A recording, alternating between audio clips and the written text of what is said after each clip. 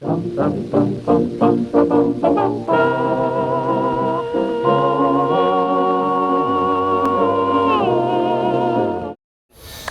only constant thing in the world is change, ayon nga sa kasabihan. Lahat nagbabago na, pati ang pag-obserba natin sa Kwaresma. Dahil digital na ang mundo, ang bisita iglesia pwede mo nang gawin sa computer. Ang pangungumpisal halos pwede nang gawin sa telepono. Ang pasyon, ang pabasa, ginagawa ng hip-hop. Ang wika ni San Ambrosio, pa-wake up at ni Cristo. Kung dati lahat nakatutok sa TV para manood ng mga ganito, kung dati ang lahat ay nagsasakripisyo at namamanata at nagdadasal sa bahay, ngayon, lahat nagsisiksikan dito. Paano nga ba dati? Sobrang banal at tahimik nung araw. Patay daw kasi ang Diyos. Seryoso ang buong sambayanan. Wala pang cable nun eh. Mahal ang Betamax at VHS player. Wala pang pirated DVD. Ito lang ang mapapanood mo sa TV. Kung noon, pag mahal na araw, wala kang mapuntahan.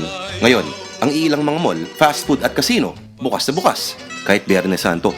Sa panahon ng walang cable TV, walang internet, walang murang DVD, walang cellphone, walang distractions, mapipilitan ka talagang magnilay-nilay tungkol sa mga napapanahong usapin ng spiritualidad at pananampalataya. Kung nagbago na nga, ano ang sinasabi nito tungkol sa ating kultura? Refleksyon ba ito ng tingin natin sa simbahan? Kumbaga, tumitigas na nga ba ang buto natin? Mukha kasing marunong na tayong pumalag sa isang institusyong naghari sa atin ng mahigit 300 taon. At marunong na tayong magaganito. Retrohead! Retrohead! Hindi na ba tayo natatakot sa mga pare? Ayoy mga Indios, talagang matitigas ang ulo ninyo. Sa banta ng impyerno at panghabang buhay na sumpa at galit ng Panginoon? Nagbago na dati.